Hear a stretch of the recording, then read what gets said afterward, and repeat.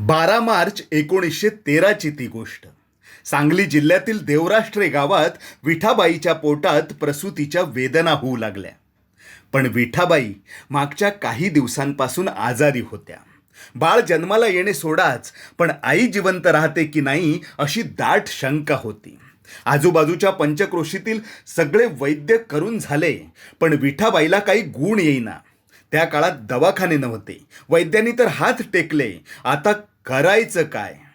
आता सगळा भार देवावर, असं म्हणत विठाबाईची वृद्ध सासू धावत पळत गावाच्या वेशीवर असलेल्या सागरोबाच्या मंदिरात गेली. कापऱ्या आवाजात तिने सागरोबाला साकडं घातलं. देवा सागरोबा, इटाईचे दिस भरले बाबा. अरे बरेपणी मोकळी कर रे देवा. मुलाला वाचवण्यासाठी यश दे. पोरगा झाला तर नाव यशवंत ठेईन. विठाबाईची सासू अंगारा घेऊन घरी पोचते तोवर सुईण बातमी घेऊन आली. मुलगा झाला हो. बाळ आणि बाळंतीण दोघेही सुखरूप आहेत. सगळीकडे नुसता आनंदी आनंद होतो. बाळाच्या आजीच्या डोळ्यात पाणी येतं. सागरोबा, अशीच किरपा ठेवू रे बाबा. पुढे बाळाचं थाटात बारसं झालं. बाळाचं नाव ठेवण्यात आलं यशवंत. हळूहळू यशवंत मोठा होऊ लागला. पण दुर्दैवाने 4च वर्षांचा असताना प्लेगच्या साथीत वडील बळवंतराव चव्हाण यांचं निधन झालं. आई विठाबाई आणि मामा ज्ञानदेव यांनी कष्टाने घर चालवले. आपल्या यशवंतने खूप शिकावं असं आईला सारखं वाटायचं.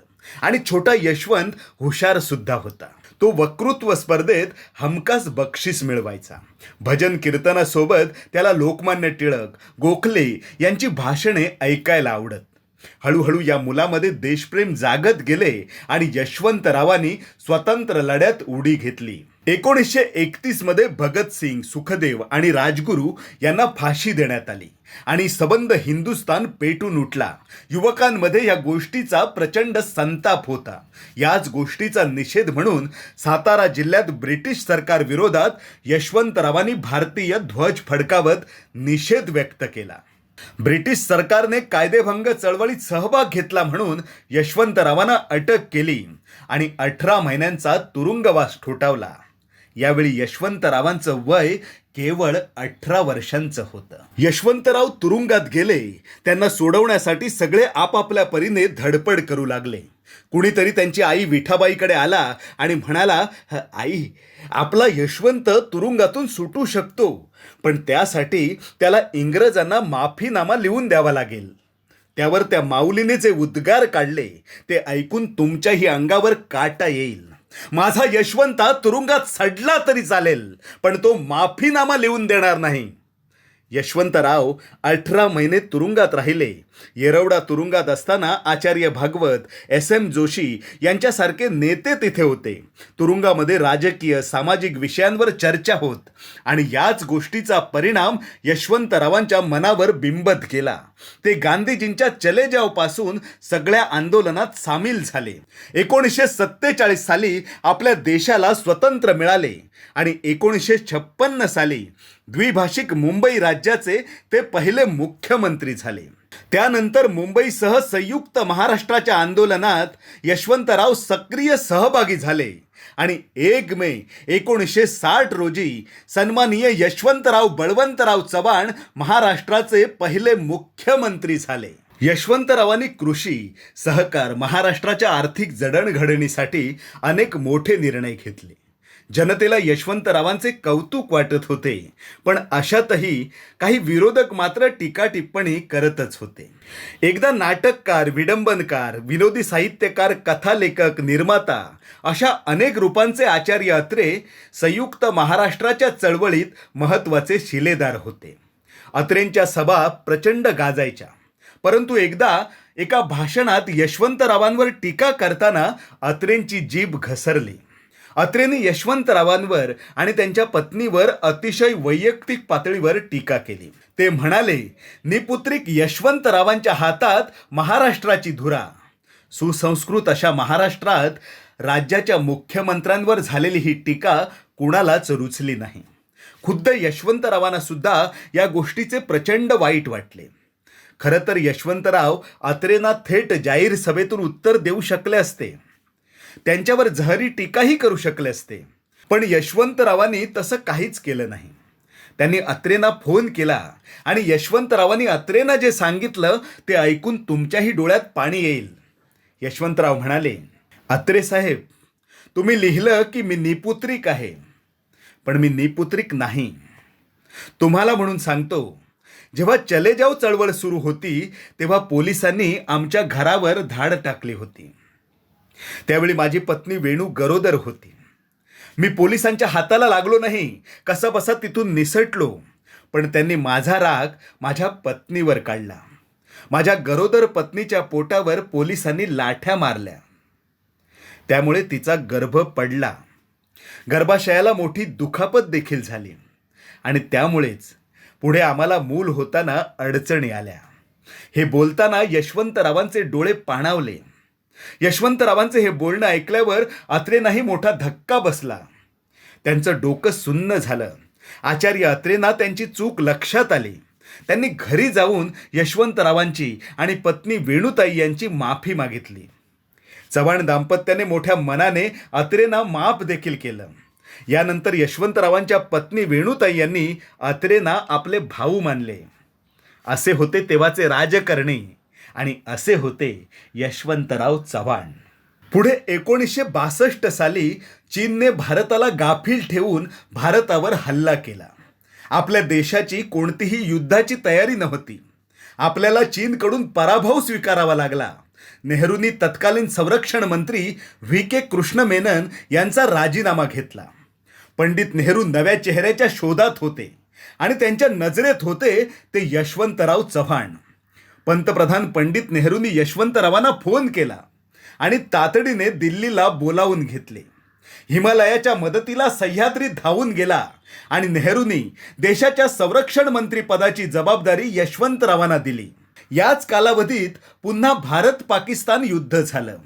पण पाकिस्तानला माहीत नव्हतं, यावेळी देशाचा सेनापती होता तो छत्रपती शिवाजी महाराजांचा मावळा, महाराष्ट्राचा रांगडागडी, संरक्षण मंत्री यशवंतराव चव्हाण. भारताने पाकिस्तानला चारी मुंड्या चित करून धूळ चारली. काश्मीर पासून कन्याकुमारीपर्यंत एकच चर्चा रंगू लागली. एकच प्रश्न होता, हिमालयाच्या मदतीला धावून जाणारा सह्याद्री कोण? हा यशवंतराव बळवंतराव चव्हाण.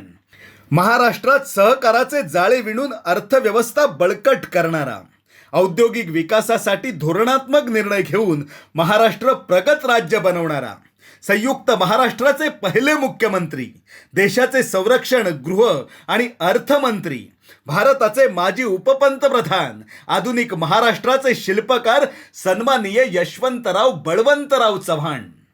नमस्कार मित्रांनो, मी प्रणय राऊत. प्रेरणा क्रिएशन्स माझी कविता या आमच्या यूट्यूब चॅनलच्या माध्यमातून आज ध्येयवेडी माणसे या सदरात संयुक्त महाराष्ट्राचे पहिले मुख्यमंत्री सन्माननीय यशवंतराव चव्हाण साहेब यांच्याविषयी जाणून घेत आहोत. यशवंतराव बळवंतराव चव्हाण यांचा जन्म दिनांक 12 मार्च 1913 रोजी सांगली जिल्ह्यातील देवराष्ट्रे गावात एका शेतकरी कुटुंबात झाला. यशवंतराव 4 वर्षांचे असतानाच त्यांच्या वडिलांचे निधन झाले. पुढे आई आणि मामाने ह्या मुलाचा सांभाळ केला. छोटा यशवंत अभ्यासात हुशार होता. त्यांनी आपले प्राथमिक शिक्षण कराड येथे घेऊन उच्च शिक्षण कोल्हापूर आणि पुणे येथे घेतले.